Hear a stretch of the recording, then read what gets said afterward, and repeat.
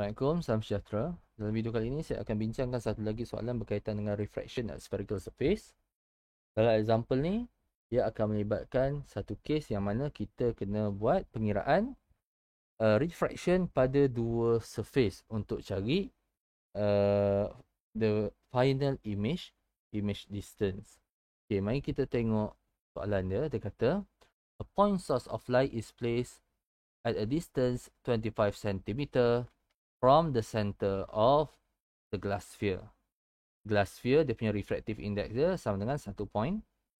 And that glass sphere has a radius of 10 cm. Find the image of the source. Ini dia nak cari image distance. So sekarang ni saya cuba lukiskan gambar raja. Saya ada satu glass sphere dengan radius R. Radius itu diukur daripada center of the sphere kepada surface.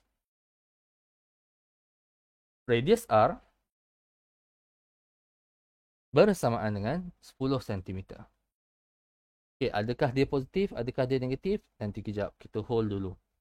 Apakah sign convention bagi R? Itu yang pertama. R 10 cm. Okay, cumanya dia cakap kat sini, objek itu diletakkan 25 cm daripada center. Kalau 25 cm daripada center, maksudnya objek itu berada, ini objek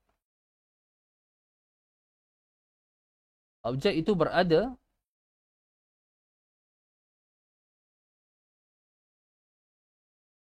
puluh cm daripada surface. Kenapa? Sorry, bukan 10 cm, 15 cm daripada 15 cm daripada surface. Kerana apa? R adalah 10 cm. Jarak antara center dan juga objek adalah 25 cm. Jadi 25 cm minus R. Kita dapatlah U. Okey, U sama dengan 15 cm. Okey, kita dah tahu macam tu. Saya dah lukis macam tu. U ini objek asal. Jarak antara objek yang betul-betul wujud kepada surface of the sphere. U ini mysterial. Dia positif. Kita akan sentiasa konsisten gunakan bahawa kedudukan objek asal ini sebenarnya berada di hadapan. Kedudukan objek asal ini berada di hadapan. Front. Kita define dia sebagai front kat situ. Maka U itu akan sentiasa real. 15 cm. Okey, R pula macam mana? Okey, untuk kita kira image, dia akan ada dua surface. Surface yang pertama dalam sphere ini adalah surface yang di sebelah kiri ni. Jadi kalau kita tengok cahaya daripada objek masuk ke surface, dia akan jumpa surface yang pertama ini adalah convex surface. Pasal apa dia? Kembung. Dia kembung. Maka dia cembung lah. Dia convex surface. Maka untuk pengiraan yang pertama, radius kita adalah positif 10 cm dengan U sama dengan positif juga 15 cm. Untuk surface yang pertama. Okay, jadi dibagi nilai N sama dengan N2 sama dengan 1.5. N1 sama dengan 1. Okay, jadi kita pun kira gunakan rumus N1 over U plus N2 over V is equal to N2 minus N1 over R. Okay, jadi kita gantikan N1 sama dengan 1 per 15 plus N2 sama dengan 1.5 over V equals to 1.5 minus 1 over 10. Positif. Dan kita akan dapat nilai V is equals to, tekan kalkulator dan semak sama ada jawapan saya betul ataupun tidak. negative 90 centimeter. Baik. This is not the final answer. Okay. This is not the final answer. Kerana ini adalah pengiraan image distance daripada surface yang pertama. Now, untuk kita faham cahaya daripada objek ni, dia akan melalui kedua-dua surface. Jadi sekarang ni kita baru buat pengiraan daripada surface yang pertama. Inilah dia geometrical optic. Okey, daripada pengiraan yang pertama kita dapati V sama dengan negatif 90 cm. Negatif ini yang pertama membawa maksud dia virtual. Virtual image maksudnya dia berada di hadapan. So 90 cm daripada refracting surface kita. Maksudnya objek itu berada di sini.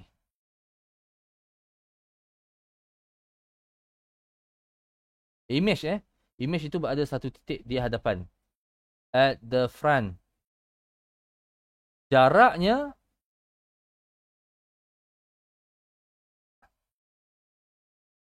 dengan pole adalah 90 cm. Adalah 90 cm. Okay, so sebab itulah dia kata negative 90 cm. Sebab apa dia berada di hadapan. Maka dia virtual. Jadi itu image yang pertama terhasil. Jadi pengiraan kita masih lagi belum habis. Kerana refracting surface kita ada dua. Okay, yang pertama yang warna kuning. Yang kedua yang warna purple ni. Ada satu lagi refracting surface kat sini. Kita sambung pengiraan kita. Kalau ikut geometrical optic, image yang terhasil daripada refraction oleh surface yang pertama akan menjadi objek kepada surface yang kedua. Itu method dia bila ada dua surface. Okay, so dekat sini saya tulis image form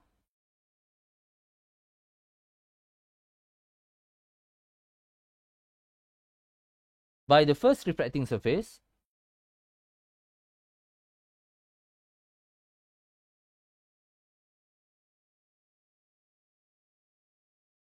becomes object.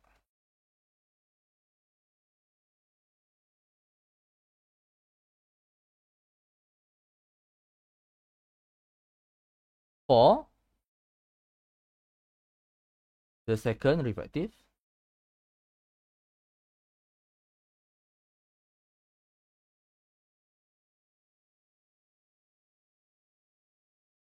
surface. Jadi image yang terhasil ni apa? V tadilah. By the first refracting surface become object. Objek apa? Sekarang ni saya nak bagi level U prime. For the second refracting surface. Siapa yang akan jadi objek untuk second refracting surface? Dalam gambar rajah kita, image yang terhasil yang kita kira 90 cm itu menjadi objek bagi second refracting surface.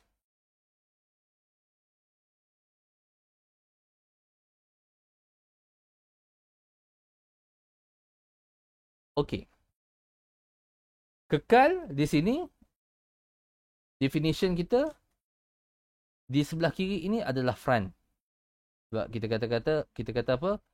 Objek yang pertama, objek yang asal itu berada di depan. Itu by definition kita. Jadi, bagi objek yang kedua ini, dia juga berada di hadapan. Jadi, bila objek yang kedua ni berada di hadapan, maka U prime positif. Okay, saya tulis.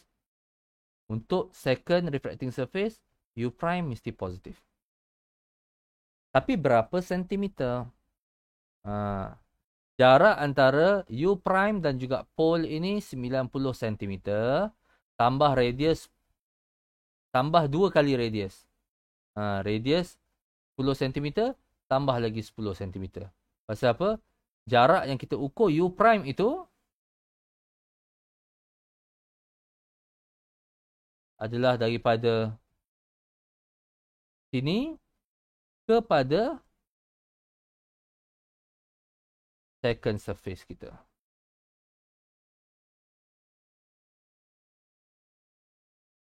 Itu adalah U prime.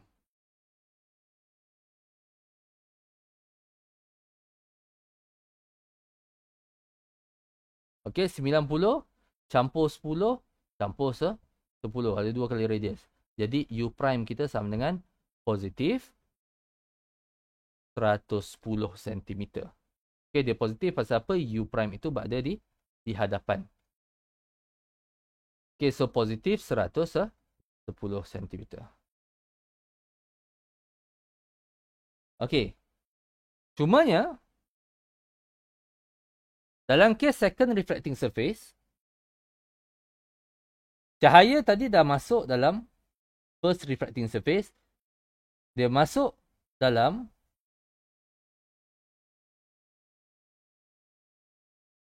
yang ini yang berlaku. Jadi, incident ray kita sekarang ni berada dalam N1 dalam gelas, N2 dalam udara. Okey, kalau yang pertama tadi N1 adalah air, N2 adalah gelas.